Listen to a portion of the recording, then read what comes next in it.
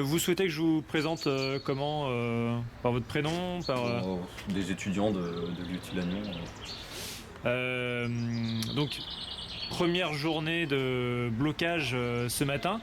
Euh, on va parler des revendications évidemment, mais dans un premier temps, concrètement, euh, qu'est-ce qui s'est passé depuis 5h30 et quels sont les objectifs de cette journée? Bah, on peut dire que ça s'est organisé déjà hier soir. C'est hier soir que ça a commencé. Ça a commencé en réalité avant parce qu'on a déjà participé à des manifs, on commence à se rassembler, à se connaître. Il y a même une union locale du syndicat Union Pirate qui se monte et tout, donc il y a des choses qui se font. Mais hier soir, donc en dehors du syndicat évidemment, indépendamment du syndicat, on a fait une réunion où on était une vingtaine à peu près, un peu plus. Il y en avait quelques-uns aussi en distanciel. Ouais. Donc en tout, on était 30 dans un groupe, c'était un groupe de discussion. Et on a décidé du coup de bloquer aujourd'hui et de faire une assemblée pour décider, pour prendre des décisions avec les étudiants sur ce qu'on faisait, des revendications, etc. Et qu'on voulait pouvoir du coup manifester avec les syndicats dans la semaine, au moins cette semaine, pour montrer notre mécontentement et montrer que même à Lannion on peut se mobiliser, que les gens sont là. Alors il est bientôt 11h. Certains, si j'ai bien compris, sont debout depuis 5h, 5h30. On en est où concrètement?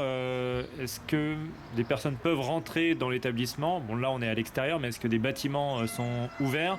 Comment ça se passe au Crous aussi? Parce qu'il y a la résidence universitaire qui est à côté. Il y a les restos U, dans lesquels il y a quand même, il y a un resto U normalement. Pas mal de couverts chaque midi. Alors qu'est-ce qui se passe à cette heure-ci? Ben là, il n'y a pas eu de cours ce matin. On va tenir le blocage de façon à ce qu'il n'y en ait pas non plus cet après-midi. Là, on est sur une transition, on laisse les gens passer. Enfin voilà, il n'y a pas de. C'est pas fermé à clé, mais en tout cas, il n'y a pas de cours. Le Crous, on l'a pas bloqué. On laisse les gens aller au resto U, surtout que pour les boursiers, le repas il est à 1€ le midi, donc en vrai, on n'a pas de raison de bloquer le Crous, quoi.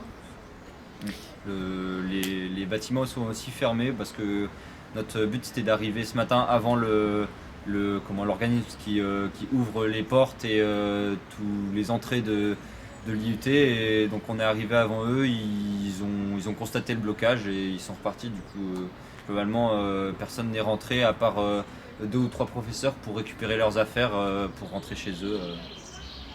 Alors c'est la première fois depuis longtemps qu'il y a un blocage à l'IUT de Lannion. C'est donc par définition la première fois depuis le début de ce mouvement qui dure depuis maintenant plus de 2 mois contre le projet de loi retraite, et il intervient au lendemain de l'adoption finalement à l'Assemblée du texte, puisque les motions de censure ont été repoussées. Le déclic, c'est quoi? C'est le déclenchement du 49.3 la semaine dernière et le fait que le gouvernement ne soit pas tombé hier? Je pense que le 49.3, pour moi personnellement, c'est un très gros déclic, même si j'étais mobilisée avant. Et hier en réunion, tout le monde était déterminé, je pense aussi en raison de ce 49.3.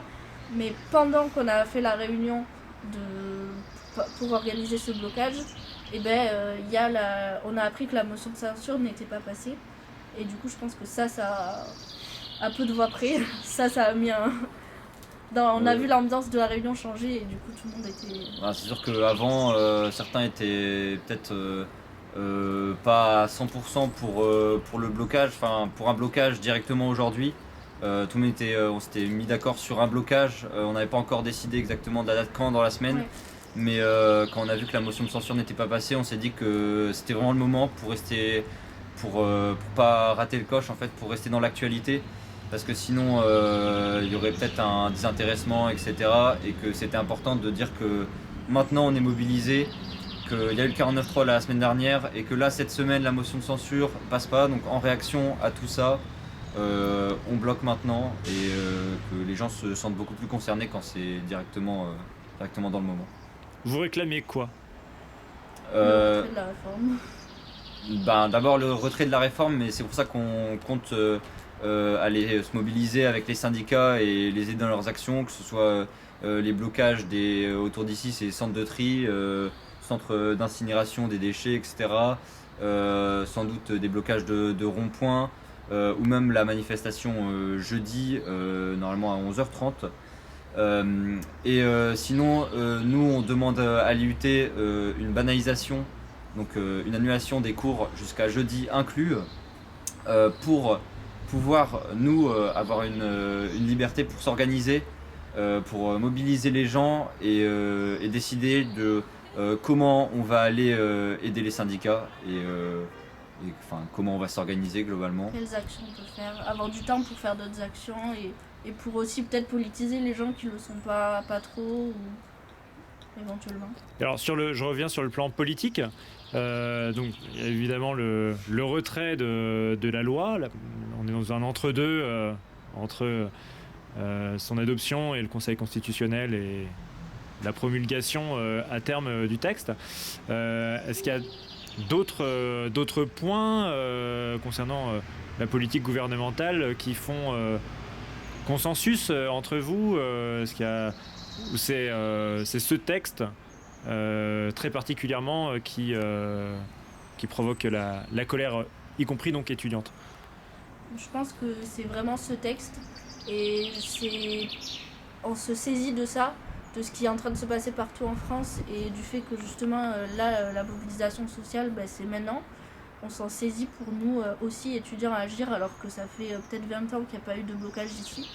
Après par ailleurs je pense qu'on partage quand même beaucoup de points de vue sur d'autres choses, mais moi je ne peux pas m'exprimer au nom du comité d'action qui a fait le blocage, ni même encore moins au nom de tous les étudiants sur d'autres aspects.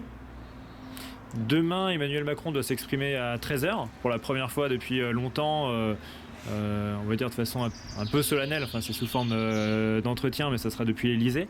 Vous en attendez quoi? Est-ce que vous attendez une dissolution de l'Assemblée, par exemple, comme certains la réclament aujourd'hui pour repasser par la case élection?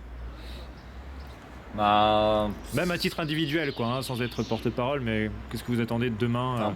Personnellement, je pense pas que ça va changer grand-chose s'il y a déjà eu un 49.3 suivi d'une motion de censure qui n'est pas passée. Je pense pas qu'il va y avoir un grand changement et que ça va être la mobilisation dans la rue qui va changer quelque chose pour le pouvoir. Ouais, moi aussi j'espère que la mobilisation va faire plier le pouvoir. On sait que la loi elle n'a pas été promulguée encore, donc elle est adoptée mais pas promulguée, et on sait qu'il y a déjà des lois qui ont été promulguées par le passé mais qui après ont été enlevées suite à des mobilisations sociales, donc c'est possible, on l'a déjà fait et c'est ce que j'espère. Une dernière question, est-ce que vous êtes en lien avec d'autres groupes d'étudiants, d'autres assemblées générales en Bretagne? Ça bouge pas mal, en particulier à Rennes, à Brest maintenant également. Vous avez des contacts, vous regardez ce qui se passe, vous suivez les actions, y compris les manifestations nocturnes maintenant, quotidiennement en fait dans ces grandes villes. C'est une source d'inspiration? Évidemment, étant donné qu'on s'est organisé ces dernières semaines entre étudiants de Lannion, c'est comme ça qu'on s'est retrouvés. Ce week-end, on a un petit groupe qui sommes allés faire des actions, aider les groupes d'action à Rennes.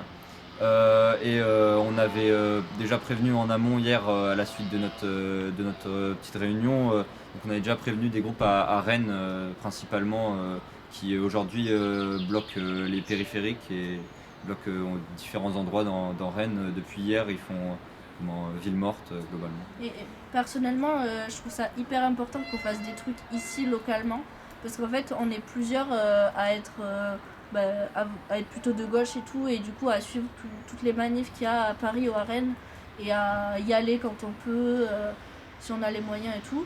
Et je pense que c'est important de ne pas faire aller dans les grandes villes ou regarder de loin ce qui se passe dans les grandes villes, mais qu'il se passe des trucs partout, et donc ici aussi. Et en fait on se rend compte, on en a la possibilité, c'est pas si dur, on n'a pas besoin d'être si nombreux pour réussir un blocage. Voilà, donc s'il y a des gens qui veulent se mobiliser, allez-y quoi. Et surtout qu'on voyait bien quand même si au début on était pas forcément très nombreux tôt le matin, que les gens nous ont rapidement rejoints et que toutes les personnes qui passaient en voiture, ils baissaient la vitre pour nous donner un mot de soutien. Ils étaient là, même que ça soit les professeurs ou le personnel nous soutenaient, même si eux ils pouvaient pas forcément nous rejoindre. Et qu'il y a beaucoup de soutien silencieux, beaucoup de soutien des élèves qui pouvaient pas forcément rester, qui ont dû rentrer chez eux, etc. Et qui sont là et qui nous soutiennent quand même depuis chez eux. Mais l'écrasante majorité de la population, de toute façon, est contre cette réforme parce qu'on sait tous très bien qu'elle est inutile, injuste, etc. Voilà. Parfait, merci pour vos réponses et on va suivre ce qui va se passer dans les prochains jours. Merci. Merci. Merci à vous.